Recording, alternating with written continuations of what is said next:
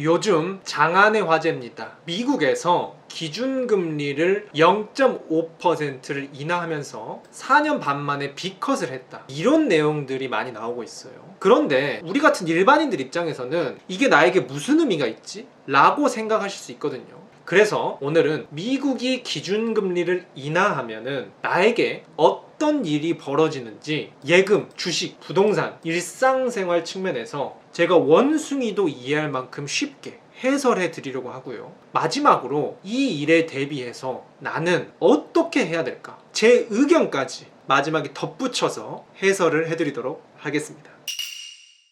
이분이 미국의 중앙은행 대표예요. 이분이 하는 가장 중요한 일이 기준금리라는 것을 결정하고 발표하는 거거든요. 이 기준금리가 무엇이냐? 미국의 국가적인 오피셜 이자율을 딱 정한다. 오피셜 이자율이라는 것이 있다 라고 생각하시면 되는데, 미국이 전 세계에서 가장 최강 국가고 경제적으로도 파급력이 가장 세잖아요. 그래서 미국이 정한 이 이자율, 이것이 곧 전 세계 이자율과 일맥상통하게 거의 똑같이 움직입니다.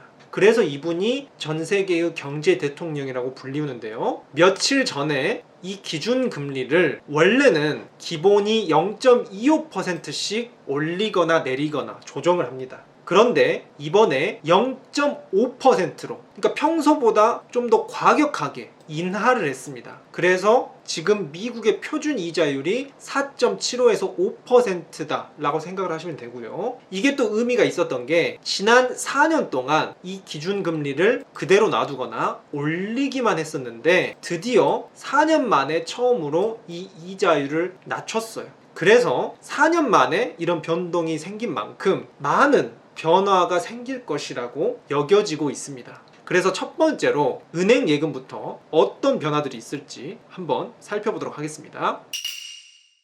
첫 번째로 은행 예금은 하락하겠죠. 국가에서 표준으로 지정한 이자율이 낮아지는 만큼 당연히 은행 예금도 낮아집니다. 은행 이자율이 낮아지면은 아쉬운 사람도 있고 오히려 웃는 사람들도 있습니다. 첫 번째 아쉬운 사람들은 내가 돈이 있어서 예금을 넣으려고 대기하고 있었는데 예금, 적금, 발행어음, RP 이런 금융상품들의 이자율이 낮아지네 하시던 분들, 돈 있으셨던 분들 좀 아쉬울 수 있죠. 그리고 두 번째로 내가 이미 예금을 넣어놨는데 그 예금들이 변동금리야. 그리고 제가 채널에서 소개해드린 CMA 통장, 금리형 ETF, 특히 CMA 통장들 많이 하실 텐데 CMA 통장도 금리가 조금씩 바뀌거든요, 시세에 따라서. 그래서 원래 많이 주던 이자가 조금 줄어든다, 마이너스가 나는 건 아니에요. 많이 주던 이자가 줄어든다일 뿐이지 손실을 보는 건 아니다. 아쉬움이 있을 수 있습니다. 반면에 웃는 분들이 있습니다. 은행 이자가 낮아지면 웃는 분들, 기존 대출자 중에서 변동금리 하셨던 분들, 대출 이자가 줄어드네? 나이스, 개꿀. 대부분 우리나라 사람들은 고정금리와 변동금리가 있을 때 변동금리에 많이 가입이 돼 있다고 합니다.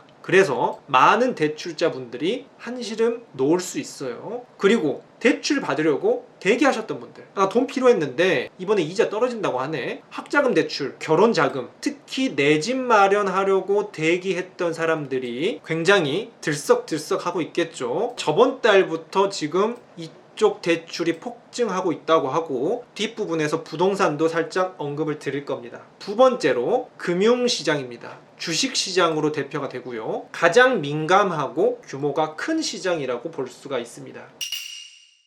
이자율이 떨어지면은 대체적으로 금융시장은 상승을 해왔습니다. 이게 미국의 주가지수와 기준금리의 상관관계를 나타낸 그래프입니다. 기준금리가 고점에서 쭉 내려갔죠. 그러니까 주가지수는 이렇게 쭉 상승했습니다. 이때가 코로나 완전 주식시장 난리 나고 코인시장 난리 났을 때, 주식 붐이 일어났을 때의 그 시기입니다. 이때 기준금리를 급격하게 내린 탓에 주식이 올랐습니다. 그리고 이것을 수습하려고 2022년부터 이제 기준금리를 올리겠다 예고를 하고 급격하게 또 기준금리를 올렸습니다. 그러니까 예고를 했을 때부터 이제 주식 가격이 주춤하기 시작하더니 계속 엉거주춤하는 모습을 보여줬어요. 그러다가 이때부터 기준금리를 더 이상 올리지 않고 곧 있으면 내리겠다라는 것을 저 아까 미국 경제 대통령이 계속 입을 털었습니다.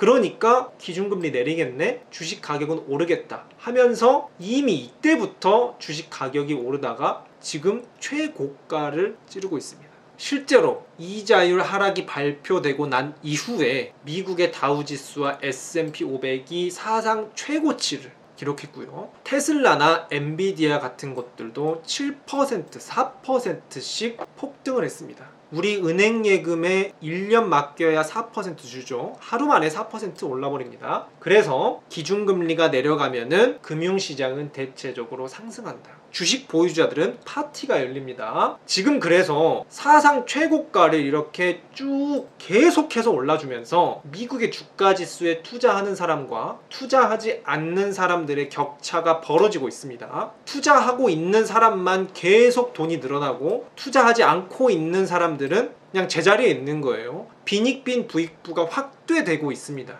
여기까지 보신 분들, 그럼 나 어쩌지? 나 S&P 500 없는데? 미국 주식 한 적 없는데? 라고 생각하실 수 있는데 여기에 대한 코멘트 제가 뒷부분에서 설명드릴게요. 그리고 세 번째, 부동산 시장입니다. 우리나라는 주식보다 부동산이 더 많이 발달됐죠. 기준금리가 내려가면은 부동산 시장은 대체적으로 어떻게 굴러갈까요? 대체적으로 부동산 시장은 상승을 하게 됩니다. 왜 그럴까요? 아까 은행 예금 파트에서 대출 받으려고 대기한 사람들이 이 부동산 측면에서 기분이 좋다고 말씀드렸죠. 기준금리가 인하가 되면은 주택담보대출 금리 이것도 같이 내려갑니다. 표준금리가 내려가면은 모든 금리가 다 내려간다. 이 대출금리가 내려가면은 부동산 대출이 당연히 증가하겠죠. 싼 이자에 이제 대출 받을 수 있겠다. 대출이 증가하면은 집에 대한 수요가 증가하죠. 그럼 수요 공급에 따라서 집값이 당연히 상승을 하게 됩니다. 그래서 실제로 이런 뉴스들도 최근에 나왔습니다. 빚 거세 집값도 오를까? 집값 이제 바닥 찍고 또 오를까? 안 그래도 집값 높다고 하는데 점점 걱정이 되죠. 그렇다면 마지막으로 우리의 일상은 어떻게 될까? 일단 첫 번째로 주식, 부동산 보유자들 조용한 금융 파티를 열겠죠. 기존에 가지고 있었던 분들은 이미 지금 주식은 고점 찍고 있고 부동산은 앞으로 오를 것만 같고 사실 지금 최고점 찍으니까 전 세계적으로 난리가 났는데 주위 일상생활에서는 좀 조용하잖아요. 뭔가 그들만의 파티가 열리고 있다. 나도 모르는 사이에 이런 게 벌어지고 있구나. 이런 현상이 딱 코로나 때 재현이 됐는데요. 코로나 때 그래서 저렇게 금융 파티를 하니까 그 돈들이 오마카세, 명품 이런 거 엄청 유행했죠. 이게 다 금융시장에서 파생이 되는 겁니다. 우리 일상생활이 금융시장으로부터 시작되는 것들이 너무 많아요. 그리고 비트코인도 많이 올라갑니다. 코인 부자들 이때 코로나 때 많이 부자들 됐죠. 이런 식으로 4년 만에 기준금리가 인하됐기 때문에 또 4년 만에 사회가 전반적으로 변할 수 있을 것이다. 이런 예측 가능합니다. 자, 여기까지 보시면은 대부분 시청자분들 속마음 이럴 것 같아요. 아, 난 뭐 했지? 지금이라도 사야 되나? 지금이라도 늦지 않았나? 좀 불안하기도 하고 벼락거지 뭐 이런 말들, 전 벼락거지 이런 말 싫어하는데 벼락거지 되면 어쩌지? 나만 뒤처지는 거 아닌가? 이런 조급함, 불안함 충분히 이해됩니다. 그런데 저 김잔자는 괜찮다고 일단 말씀드리고 싶습니다. 그래서 지금부터 제가 처음에 예고해드렸던 대로 어떻게 해야 될지 제 개인적인 의견을 한번 여러분들께 말씀드려보고자 합니다. 제가 지금까지 데이터를 보여드리면서 이렇게 쭉 변할 것이다 라고 말씀을 드렸잖아요. 그런데 저는 개인적으로 신경 안 씁니다. 왜 신경을 안 쓰지? 라고 생각하실 수 있는데요. 그 이유는 이분이 제가 존경하는 투자대가, 주식 투자의 레전드 피터 린치라는 분입니다. 이분이 굉장히 정석적이고 좀 올바른 투자 방향으로 장기 투자, 가치 투자 이런 쪽으로 투자를 해서 실제로 성과도 엄청나게 좋게 거뒀어요. 그래서 워렌 버핏과 더불어 전 세계적으로 굉장히 존경받는 투자자고 저 역시 따르는 그런 투자자인데요. 이분이 이렇게 말했습니다.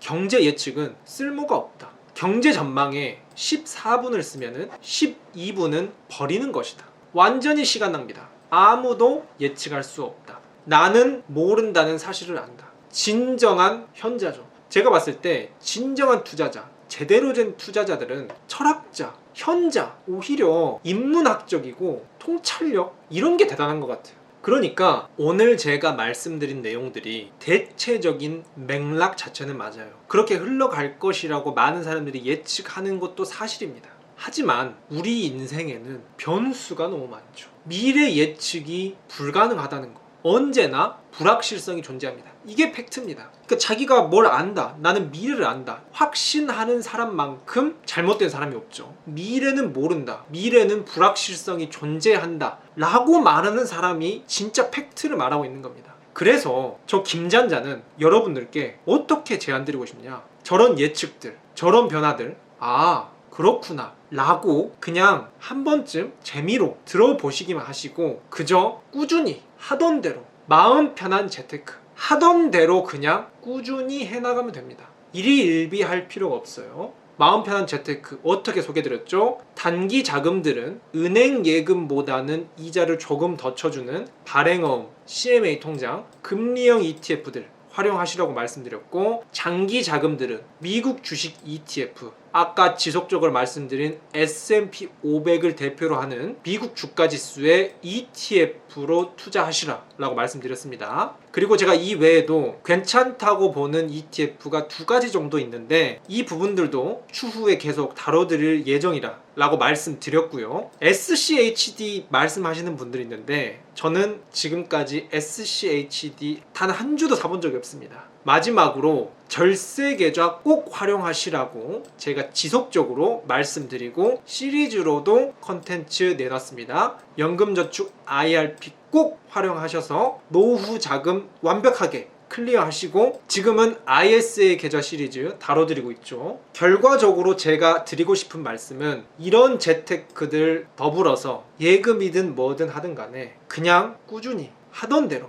편안하게 잔잔한 마음을 가지고 하던 재테크 하셔라 라고 말씀드리고 싶고요. 놀라운 사실은 저렇게 시장이나 뉴스에 일희일비하면서 샀다 팔았다 하면은 지속 가능성이 없습니다. 마음이 편해야 지속 가능성 있게 투자할 수 있고요. 지속 가능성이 있어야 장기 투자를 할 수 있고, 장기 투자가 돈을 버는 가장 확률 높고 확실한 방법입니다. 행복해야 풍요도 같이 2마리 토끼를 가져가면서 선순환을 할 수 있습니다. 그래서 괜찮다, 분명히 사회 변화는 있을 거예요. 하지만 저런 외부의 소음에 일희일비하지 마시고 그냥 하던 대로 꾸준히 차근차근히 하시는 게 좋지 않을까라고 말씀드리면서, 마지막으로 관련해서 제가 최근에 굉장히 인상 깊게 본 글귀 하나 소개해드리면서 영상 마치고자 합니다.